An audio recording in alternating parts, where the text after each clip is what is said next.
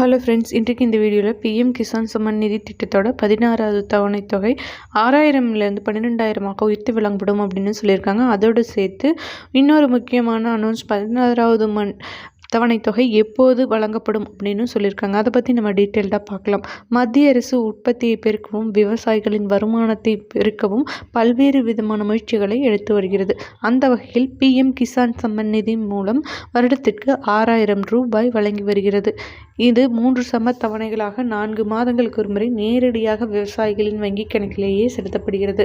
இதுவரை இந்த திட்டத்தில் 6000 வழங்கப்பட்ட நிலையில் இது தற்போது வரும் பிப்ரவரி மாதம் முதல் இரட்டிப்பாக்கி 12,000 வழங்கப்படும் என ஒரு அறிவிப்பு வெளியாகியிருக்கிறது. அது மட்டும் இல்லாமல் இந்த 16வது தவணையானது இகேஒய்சி அப்டேட் பண்ண உடனேயே இது அனைவருக்கும் வெளியிடப்படும் அப்படின்னு சொல்லியிருக்காங்க. இகேஒய்சி அப்டேட் பண்ணலைன்னா கண்டிப்பாக உங்களுக்கு 16வது தவணை தொகை கிடைக்காது அப்படின்னு சொல்லியிருக்காங்க. ஸோ ஒரு வேளை உங்களுக்கு 16வது தவணை தொகை கிடைக்கல அப்படின்னா உங்கள் பிஎம் கிசான் வெப்சைட்டை செக் பண்ணிவிட்டு இகேஒய்சியும் அப்டேட் பண்ணிக்கோங்க.